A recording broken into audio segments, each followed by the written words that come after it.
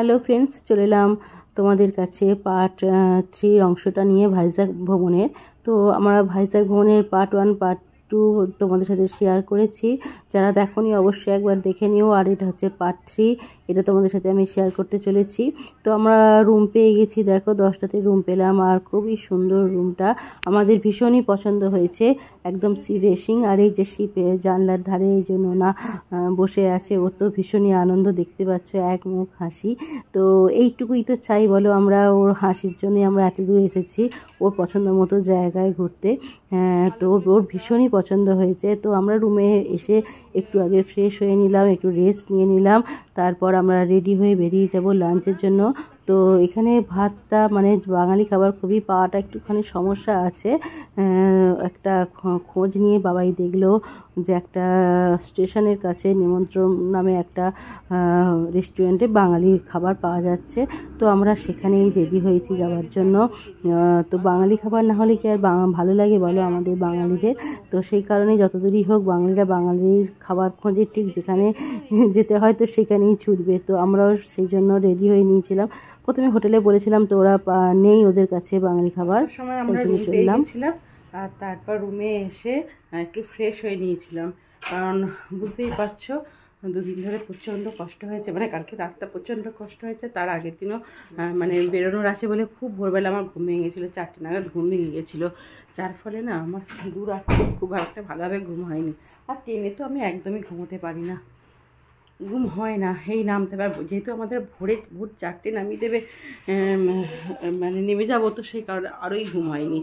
তো যাই হোক 5টা 17তে নামিয়েছে একটু বেলাতেই, কারণ আমার ওটাই খুব একটু টেনশান হচ্ছিলো যে অত ভোরে অন্ধকারে নেমে কি করে মানে কি করব। হ্যাঁ, তো যাই হোক 5টা তখন এসে আমরা হোটেলেই চলে এসেছিলাম, কিন্তু আমাদের রুম ছিল 10টা থেকে। যখন একটু ওয়েট করতে হয়েছিল ওয়েটিং রুমে, আর আমাদের ব্রেকফাস্টও এখান থেকেই মানে এই হোটেল থেকেই করা হয়ে গেছিলো। আর যেটা ভালো লাগছে হোটেলটা তো দুর্ধর্ষ সুন্দর, আমার ভীষণ পছন্দ হয়েছে হোটেলটা। আর ওই দেখো দূরে দূরে জাহাজ চলছে সমুদ্রে। তোমরা এখান থেকে ঠিক বুঝতে পারবে না, যখন যাবো বিকেলে তোমাদের দেখাবো। তো এখন যাচ্ছি আমি রেডি হয়ে আমরা লাঞ্চের জন্য। তো এখানে সমস্ত কিছুই একদম নিরামিষ, জানো তো। মানে চিকেন টিকেন এখানে কিছু পাওয়া যাচ্ছে না, হ্যাঁ মাছ চিকেন এখানে কিছুই পাওয়া যাচ্ছে না। তো সেই কারণে আমরা যাচ্ছি নেমন্ত্রণ বলে একটা রেস্টুরেন্টে, যেখানে বাঙালি খাবার পাওয়া যাবে। তো এটি একটা সমস্যা আমি এখানে এসে দেখলাম, যে মানে ধোসা, তারপর ইডলি সাম্বার এইসবই খাবার এখানে বেশি চল। বাঙালি খাবারটা সেরকম কোথাও পাওয়া যাচ্ছে না। তো এখন একটা বাবাই একটু সার্চ করে দেখলো যে নেমন্ত্রণ নামে একটা রেস্টুরেন্ট, অনেকটা দূর, আধ ঘন্টা লাগবে টোটোতে। তো সেখানে একটু বাঙালি খাবার পাওয়া যাবে। তো সেইখানেই রেডি হয়ে বেরোচ্ছি। তাহলে যদি এই হোটেলে পাওয়া যেত না একটুখানি মানে ভাত, যেহেতু আমাদের বাঙালিরা মাছে ভাতে ভরপুর, তো একটু যদি বাঙালি খাবার এখানে পাওয়া যেত তো তাহলে আর যেতে হতো না। তো ওইখানে সব কিছুই আছে, বেঙ্গলি খাবার, বাংলা খাবার, আমাদের বেঙ্গলি খাবার। তো ভাত, শুক্তো, ডাল, আলু ভাজা, মাছ, মাংস সবই যা তুমি নিতে চাইবে। তো আরও কত কী আছে আমি জানি না, একটুখানি ওদের ফোন করে জাস্ট জিজ্ঞাসা করলাম আমার মেনুটা কী আছে। তো বললো ভাত, শুক্তো, ডাল সবই পাবেন তোমরা বাঙালি খাবারে। তো চলো রেডি হয়ে বেরিয়ে পড়েছি। আর ওই যে নোনাও রেডি হয়ে গেছে, বাবাইও চাবি দেবে বলে দাঁড়িয়ে আছে। তো চলো সঙ্গে থাকো ব্লগটার।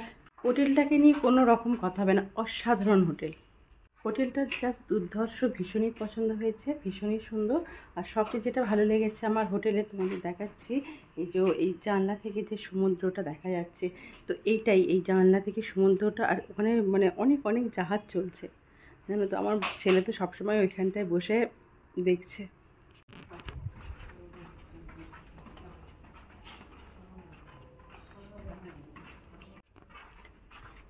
ওর বাবা নিচে চলে গেছে আর আমরা যাচ্ছি, এখন দাঁড়িয়েছে। টোটো পাওয়াটা একটা মুশকিল, যে টোটো যাবে কি না অত দূর। চলো দেখা যাক।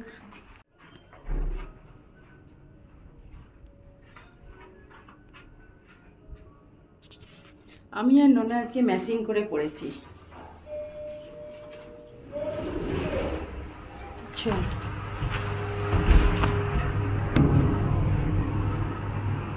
ওর বাবাও একটা এই কালারের শার্ট কিনেছে, নোনা আমি দুজনেরই কিনেছি, নোনা রকম কিনেছে। তো ওর এরকমও আছে, একদম এক সেম কালার আছে, তিনজনেরই সেম কিনেছি। তো ও এটা পরলো না, ওইটা পরলো।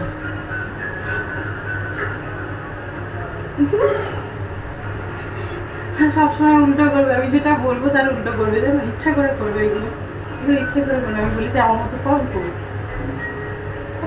ইচ্ছা কর।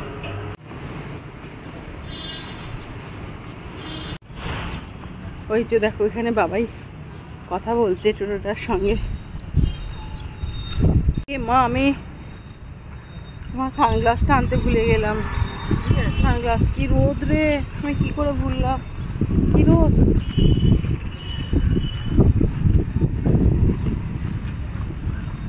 আমি সানগ্লাস আনতে ভুলে গেছি, ভাগ্যিস পেয়ে গেছি সানগ্লাসটা।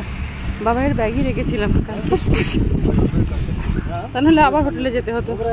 ওটা বাবার ব্যাগে দিয়ে দে, ওটা বাবার ব্যাগে দিয়ে দে, ওইখানে ভেতরে দিয়ে দে। এত রোদে আমি চলতেই পারবো না, যেতেই পারবো না, প্রচন্ড রোদ।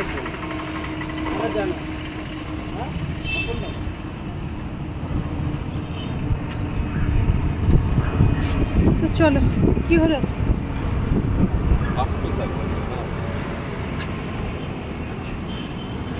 এখানে টোটো মানে এদের ভীষণ মানে ডিমান্ড, প্রচুর ডিমান্ড টোটোলাদের, প্রচুর ডিমান্ড। পার হেড মানে একজনের 150-200, মানে কোনো ইয়ে নেই, যে যেরকম পারে বলছে। আবার আসছে দেখো টোটোটা, আবার আসছে দেখো, আবার আসছে, বলছি আরও কম করছি, এক বলছি তো বের করে নিচ্ছে বাবাই। এত ডিমান্ড না, আমি কি বলবো, মানে উবের মানে এদের থেকে কম টোটোওয়ালাদের সঙ্গে। তো তোমরা যদি কখনো আসো, কখনো এই টোটোওয়ালাদের থেকে সাবধানে থেকো, বুঝে শুনে গাড়ি ভাড়া করো। টোটো উবের এদের থেকে সস্তা। মানে আমরা কালকে যখন আসি এরকমই করছিল, 100 টাকা টোটো পেলাম, তারপর সরকারি এতে পিপিআরে গিয়ে বুক করতে। আর এরা পার হাট 150 টাকা করে এক একজন, মানে আমাদের তিনজনের 450, যেটা আমরা 100 টাকায় হয়ে গেল কালকে, মানে আজকে ভোরে যখন এলাম আর কি। ওখানে করছে বাবাই উবের বুক করছে, কিন্তু রোদে এসে দাঁড়িয়ে থাকতে হচ্ছে, আমার মাথাটা গরম হয়ে যাচ্ছে ওই জন্য। এখানে হাওয়া আছে, সমুদ্রের ধার যেহেতু হাওয়া আছে, ওয়েদারটা বেশ ভালো, খুবই ভালো, আর প্রচণ্ড রোদ। 103 টাকা দিয়ে আর এমনি দিলে 500 টাকা।